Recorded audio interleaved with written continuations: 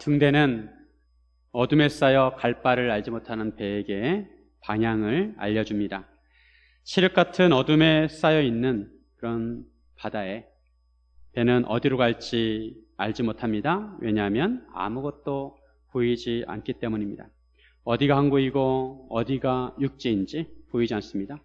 그때 등대의 빛이 보이면 그제서야 방향을 알게 되고 항구를 향해 나아갑니다. 공항에서도 밤에 비행기가 착륙할 때 어디로 착륙해야 할지 알지 못합니다. 어두워서 아무것도 보이지 않습니다. 그때 활주로에 빛이 들어옵니다. 그러면 그 빛을 따라 착륙을 하게 됩니다. 이런 의미에서 빛은 방향을 알려줄 뿐만 아니라 우리를 생명의 길로 인도해 줍니다. 사람들의 영혼과 마음에도 빛이 필요합니다. 어떻게 살아야 할지 몰라서 방황하는 사람들이 많이 있습니다. 삶의 목적과 방향을 잃어버리고 헤매는 사람들에게는 빛이 필요합니다. 그런 사람들에게 누군가 빛을 비추어 주어야 합니다. 이 시대는 영적으로 어두운 시대입니다. 예수님은 우리를 가리켜서 세상의 빛이라고 하셨습니다. 우리가 어떻게 빛의 역할을 해야 하는지 이 시간에 함께 나누기를 원합니다. 첫째, 하나님의 말씀을 경청해야 합니다. 경청이란 주의 깊게 듣는 것을 말합니다. 말을 경청하지 않으면 나중에 딴소리를 하게 되고 말을 정확하게 전달할 수가 없습니다. 특히 우리는 하나님의 말씀을 경청해야 합니다. 아이 사무엘이 하나님의 성막에서 엘리 제사장의 지도를 받으며 자랐습니다. 그때 시대적 상황은 여호와의 말씀이 희귀한 시대였습니다. 1절에 보면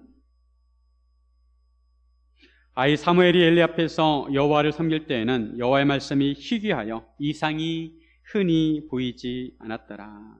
하나님의 말씀이 귀했습니다. 하나님의 계시라고 할 수 있는 이상, 비전이 흔하지 않았습니다. 이러한 시대적 상황은 엘리의 상태와 비슷했습니다. 2절에 보면 엘리는 눈이 점점 어두워져 가서 잘 보지 못했습니다. 나이가 들면 시력이 점점 떨어질 수 있습니다. 이삭도 그랬고 야곱도 그랬습니다. 제사장 엘리는 육적인 시력만 점점 어두워진 것이 아니라 그의 영적인 시력도 점점 어두워져 갔습니다. 그럼에도 하나님의 등불은 아직 꺼지지 않았습니다. 사무엘은 하나님의 궤에 있는 여호와 전 안에 누워 있었습니다. 이때 여호와께서 사무엘을 부르십니다. 근데 사무엘은 엘리가 부르는 줄 알고 엘리에게로 달려갑니다. 사무엘이 여호와께서 부르시는 소리를 엘리의 소리로 착각을 한 것을 보면 여호와 하나님께서 사람이 알아들을 수 있는 소리로 말씀을 하신 것입니다. 사무엘은 이전에 여호와 하나님의 소리를 들어본 적이 없기 때문에 엘리가 부른 줄로 생각했습니다. 하지만 엘리는 자기가 부르지 않았다고 합니다. 사무엘은 다시 잠자던 자리로 돌아가서 누웠습니다. 그런데 여호와께서 또다시 사무엘을 부르십니다. 사무엘아, 사무엘아. 이번에도 사무엘이 엘리에게 달려갑니다. 그런데 이번에도 엘리는 부르지 않았다고 합니다. 이렇게 3번을 반복을 했습니다. 평소에 엘리 제사장은 잠을 자다가 아기 사무엘을 종종 불렀던 것 같습니다. 엘리 제사장은 늦고 눈이 어두워서 또 몸이 비둔해서 사무엘의 도움이 종종 필요했던 것 같습니다. 그러면 사무엘은 자다가도 엘리 제사장의 부름을 받고 엘리 제사장에게 달려가서 심부름을 하였던 것입니다. 이런 사무엘의 모습을 보면 사무엘이 어떤 아이인지 가늠할 수가 있습니다. 사무엘은 비록 어렸지만 빠릿빠릿하였던 것 같습니다. 사람 중에 빠릿빠릿한 사람이 있습니다.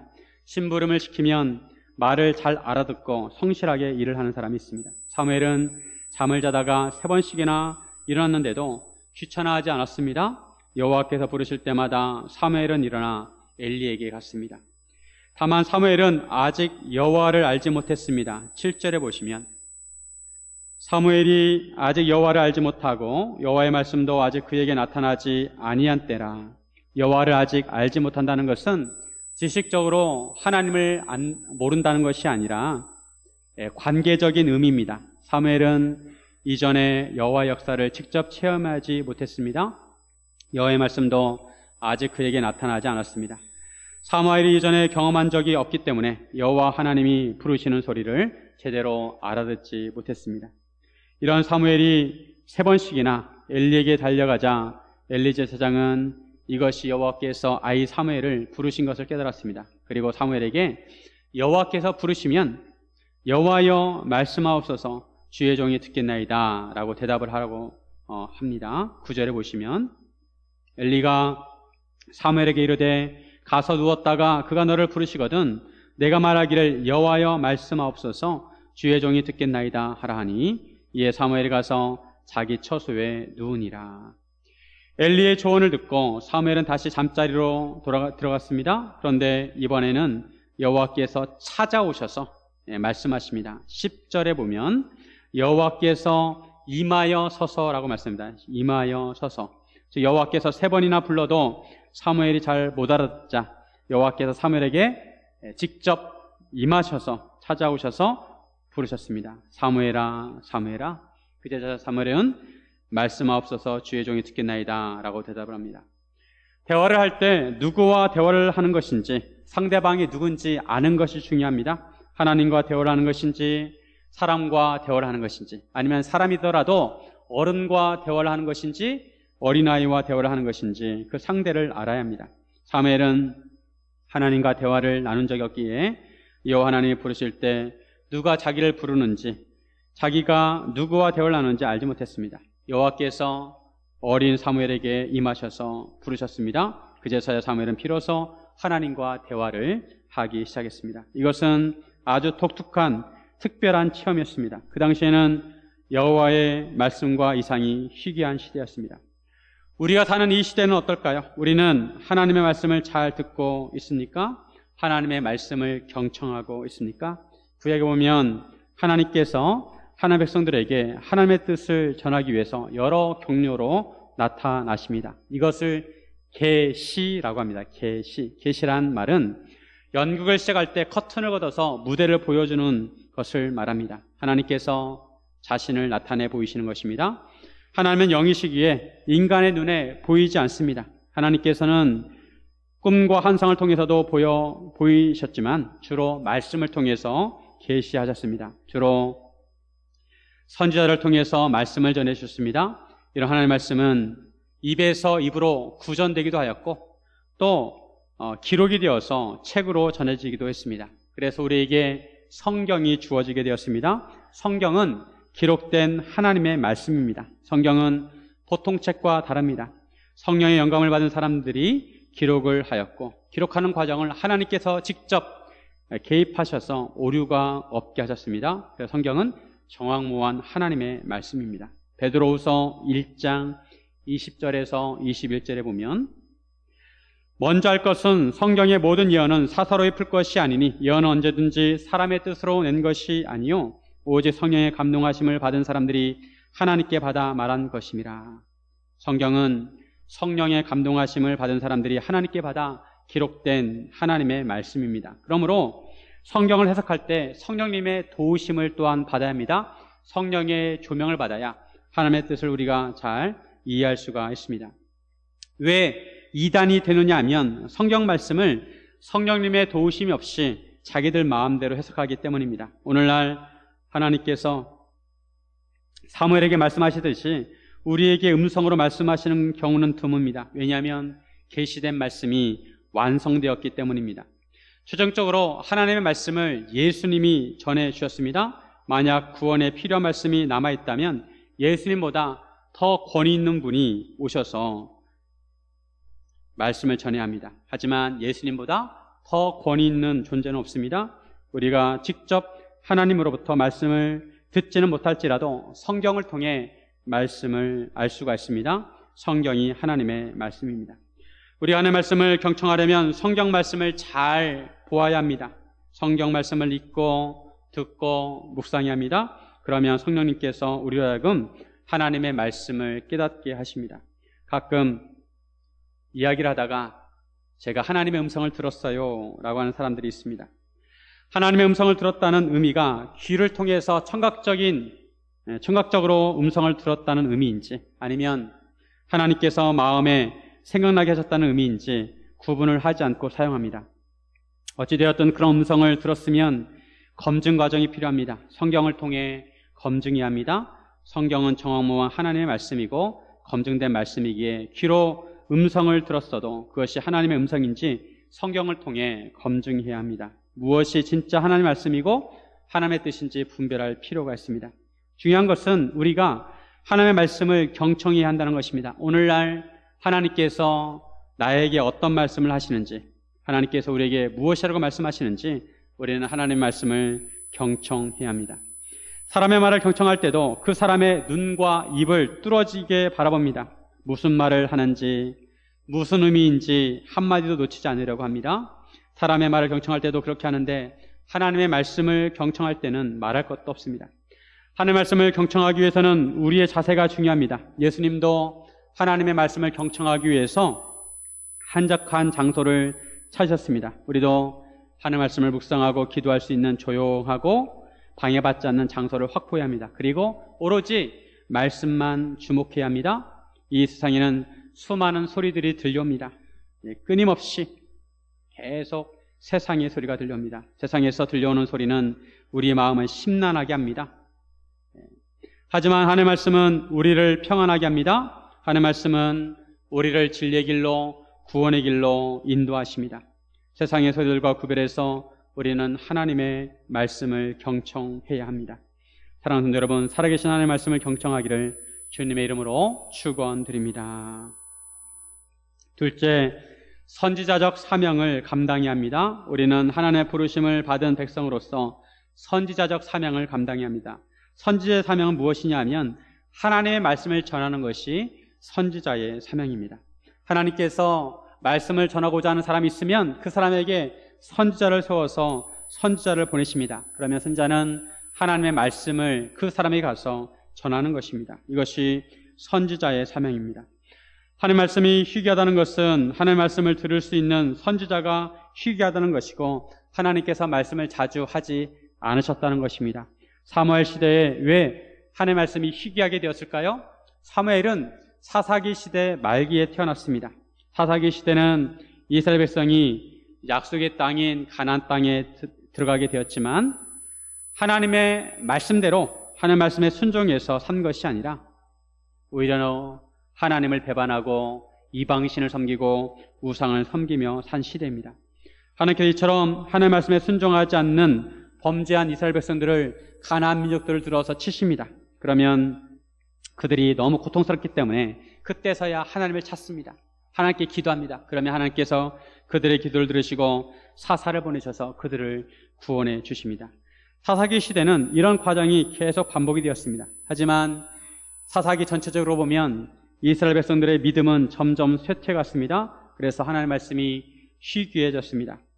또 하나님의 말씀이 희귀해진 것은 이스라엘 백성의 죄악 때문입니다. 이스라엘 백성의 죄악이 하나님의 말씀을 막았습니다. 하나님의 말씀을 가르쳐야 할 제사장 홈니와 비나스는 하나님의 말씀에 귀를 기울이지 않고 자신들의 정욕을 따라 살았습니다. 말씀의 본을 보여야 하는 제사장들의 죄로 인해서 그 시대에 말씀이 막히게 되었습니다. 여호와께서 이런 시대에 사무엘을 부르십니다. 그리고 사무엘에게 하나님의 말씀을 전하셨습니다. 지금 사무엘이 어른이 아닙니다.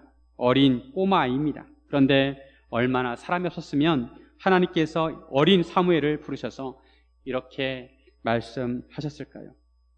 여호와께서 사무엘에게 말씀하시기를 하나님께서 이스라엘 중에 어떤 일을 행하실 텐데 그것을 듣는 자마다 두 귀가 울릴 것이라고 하십니다. 하나님께서 사무엘에게 하신 말씀의 핵심은 엘리 집안에 대한 말씀이 확실히 이루어진다는 것입니다. 이전에 하나님께서는 하나님의 사자를 엘리 제사장에게 보내셔서 엘리 집안의 심판을 경고하셨습니다. 타락한 제사장 홈니와 비너스가 한날에 죽을 것이라고 하셨습니다. 하나님께서 사자를 보내셔서 이런 메시지를 주신 것은 회개의 기회를 주신 것입니다. 그런데도 홈니와 비너스는 여전히 죄악 가운데 죄악을 회개하지 않냐고 계속 죄악을 저질렀습니다.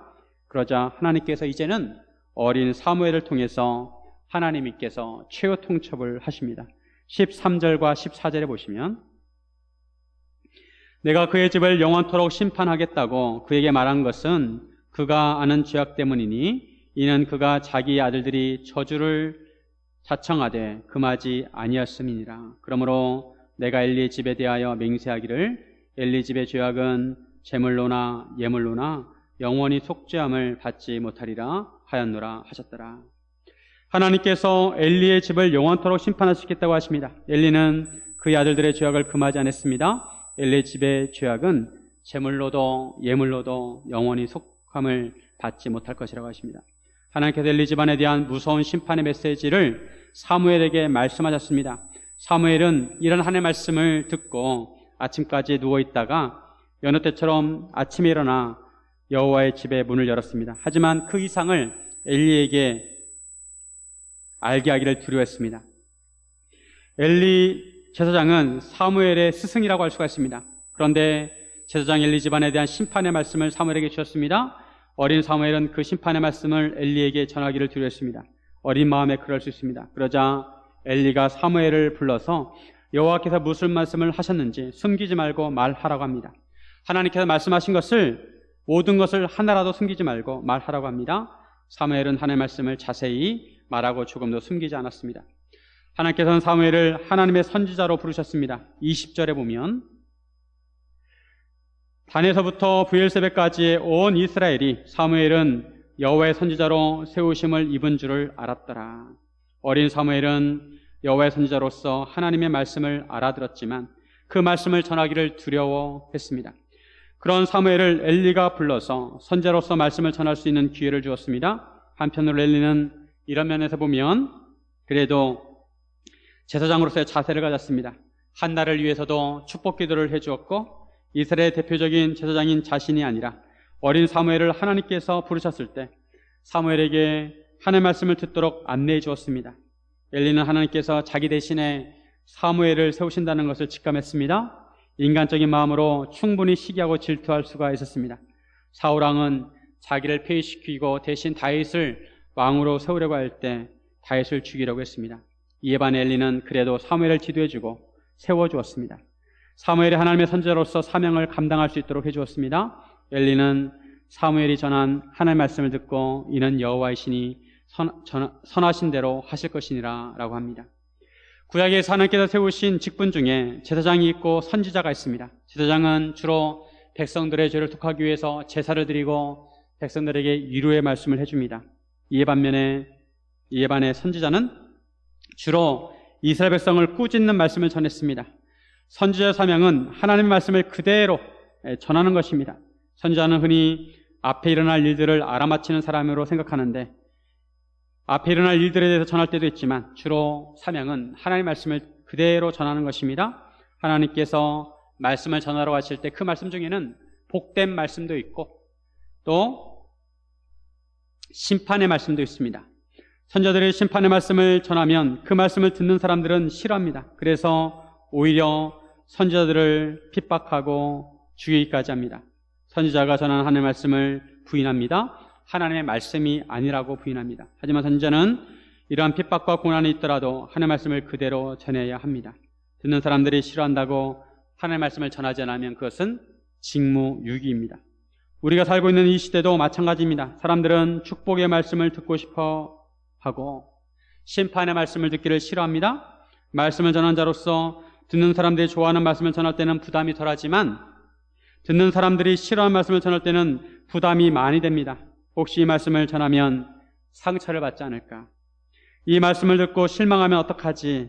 이런 인간적인 생각이 듭니다. 그래서 때로는 정신이 번쩍 드는 말씀을 전해야 함에도 그런 말씀을 전하는 것을 망설일 때가 있습니다. 하지만 우리에게는 우리를 위로하는 제사장적인 말씀도 필요하지만 우리의 잘못과 죄악을 깨닫게 하는 선지자적인 말씀이 필요합니다. 우리 이 시대에 이런 선지자적 사명을 감당해야 합니다. 어린아이들이 불을 가지고 장난하면 위험하다고 알려주어야 합니다. 그 불로 집이 탈 수도 있고 산불이 날 수도 있습니다. 어린아이들이 칼을 가지고 놀면 그 칼로 상처를 입을 수도 있고 다칠 수도 있습니다. 그것을 알려줘야 합니다. 위험한 짓을 해도 괜찮다고 해서는 안 됩니다. 이런 선지자적인 사명을 물론 목사와 사역자들이 감당해야 합니다. 그뿐 아니라 성도들도 이 세상을 향해서 선지자적인 사명을 감당해야 합니다. 오늘날 선지자라는 직분은 없습니다. 하지만 예수님은 우리에게 증인이 되라고 하셨습니다. 증인은 자기가 경험한 것을 증언하는 사람입니다. 요즘은 가치관이 모호해진 시대라서 무엇이 옳은지, 무엇이 그른지, 무엇이 선한지, 무엇이 악한지 사람들이 구분을 잘 하지 못합니다. 이런 시대의 성도들은 무엇이 옳은지, 무엇이 선한 것인지 알려줘야 합니다. 말씀을 통해서든 삶을 통해서든 세상 사람들에게 전하고 보여주어야 합니다. 소돔과 고모라로 변해가는 세상에, 아니 소돔과 고모라보다 더한 세상에 선제적인 사명을 가지고 하나님의 말씀을 전해야 합니다. 모세는 모든 백성이 하나님의 영을 받아 선지자 되기를 원한다고 하셨습니다. 민수기 11장 29절에 보면 모세가 그에게 이르되 내가 나를 두고 시기하느냐, 여호와께서 그의 영을 그의 모든 백성에게 주사 다 선지자 되게 하시기를 원하노라.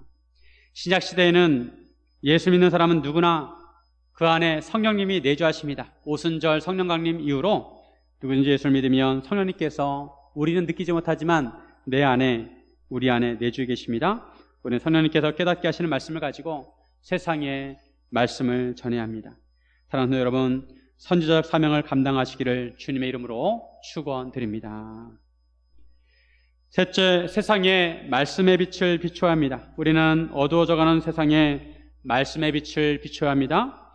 어두운 방에 빛 한 줄기만 있어도 사물을 분간할 수가 있습니다. 빛이 없는 캄캄한 방은 아무것도 분간할 수 없습니다. 빛이 없는 어두운 방에 빛 한 줄기만 들어오면 그 어둠을 물리칠 수가 있습니다. 마찬가지로 어두운 세상에 우리는 말씀의 빛을 비추어야 합니다. 사무엘은 자라면서 선지자로서 그의 사명을 잘 감당했습니다. 19절에 보면 사무엘이 자라매 여호와께서 그와 함께 계셔서 그의 말이 하나도 땅에 떨어지지 않게 하시니. 사무엘 전에는 하나님의 말씀이 희귀해졌습니다. 왜냐하면 하나님의 말씀을 전하는데 그 말씀이 백성들에게 전달이 되지 않았습니다.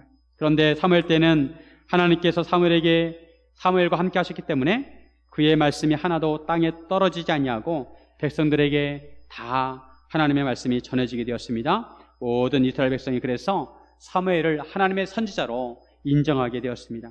20절에 보면 단에서부터 부엘세바까지 온 이스라엘이 사무엘을 여호와의 선지자로 세우심을 입은 줄을 알았더라. 단은 가나안의 최북단이고 부엘세바는 최남단입니다. 가나안의 백두에서 한라까지 모든 사람들이 사무엘이 여호와의 선지자인 것을 알게 되었습니다. 그만큼 선지자는 선지자로서 사명을 잘 감당했고 말씀의 빛을 온 이스라엘에 비추었습니다. 가나안 땅에 하나님의 나라가 임하려면 하나님의 말씀이 흥왕해야 합니다. 사무엘은 하나님의 말씀을 흥왕하게 하였습니다. 사사기 시대에는 말씀이 희귀했습니다. 말씀이 너무도 귀했습니다. 그런데 사무엘을 통해서 다시 하나님의 말씀이 임하게 되었습니다. 하나님께서는 사무엘을 통해 새로운 시대를 여십니다. 21절 보면 여호와께서 실로에서 다시 나타나시되 여호와께서 실로에서 여호와의 말씀으로 사무엘에게 자기를 나타내시니라. 여호와께서 하나님의 선막 있는 실로에 다시 나타나셨습니다. 실로에 하나님의 성전이 있으면 당연히 하나님께 그곳에 임재해야 합니다. 하지만 홈리와 비느하스의 죄악으로 인해서 하나님은 그곳에 함께하지 않으셨고 말씀이 희귀해지게 되었습니다. 그런데 사무엘을 통해서 하나님께서 다시 실로에 임하게 되셨고 사무엘을 통해 하나님의 말씀이 다시 임하게 하신 것입니다.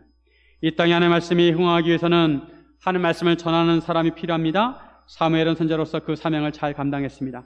어두워져가는 이스라엘을 말씀의 빛으로 비추었습니다.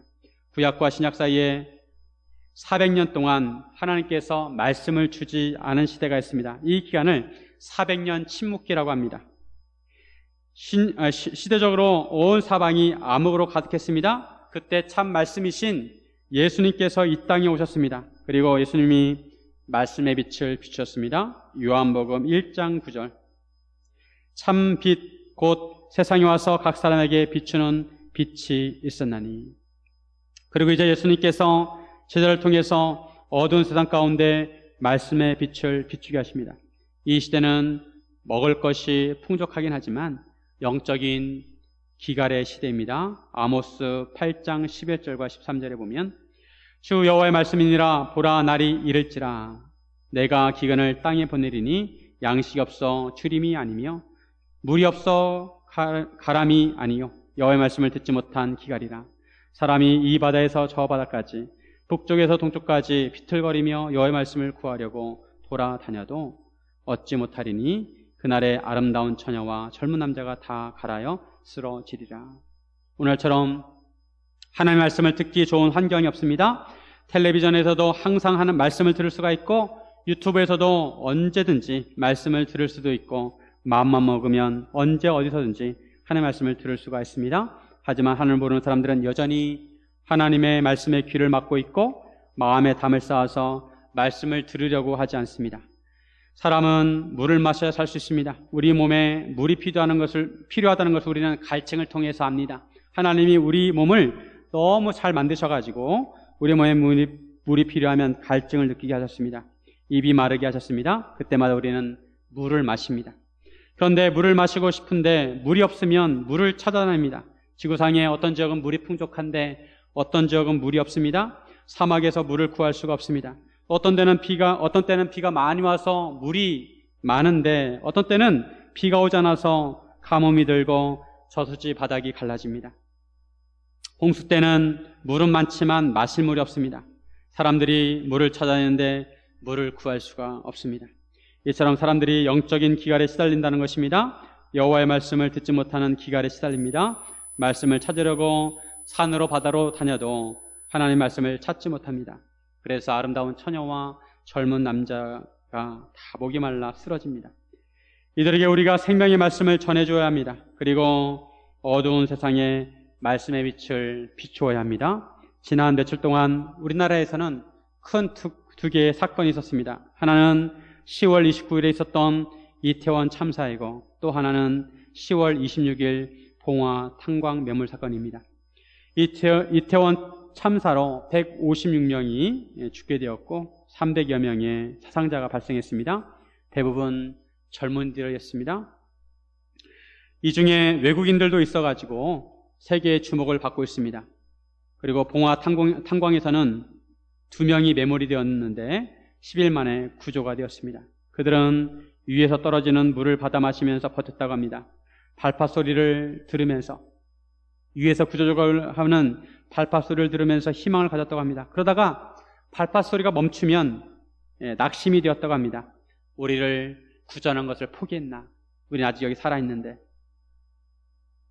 지하 캄캄한 동굴 안에서 아무것도 보이지 않습니다. 그때 발파 소리만 들리면 우리를 구하려 오는구나. 조금만 더 버티면 되겠구나 라고 소망을 가진 것입니다. 매몰된 사람들에게는 물 한 모금, 빛 한 줄기, 밖에서 들려오는 소리 하나가 중요하고 희망입니다. 이것이 우리의 역할입니다. 이 세상은 죄의 동굴에 갇혀 있는 것과 같습니다. 예수님께서 우리를 구해 주셔야만 합니다. 우리 스스로 죄의 동굴에서 나갈 수가 없습니다. 예수님께서 우리를 이제 다시 오셔서 구원하실 것입니다. 우리는 그때까지 사람들에게 소망을 주어야 합니다. 다른 사람들이 소망을 가질 수 있도록 빛을 비추어 줘야 하고 복음의 소리를 계속 들려주어야 합니다. 절망하지 않도록 계속 복음의 소리를 들려주어야 합니다. 빛을 붙여줘야 합니다. 오늘 유아세례식을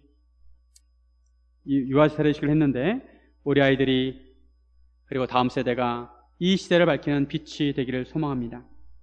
예수님께서 빛으로 오셔서 세상의 빛을 비추신 것처럼 우리 아이들이 믿음으로 자라나서 어두운 세상을 밝히는 빛이 되기를 소망합니다. 사랑하는 여러분, 우리 모두 함께 어두운 세상에 말씀의 빛을 비추기를 주님의 이름으로 축원드립니다. 이렇게 기도하겠습니다.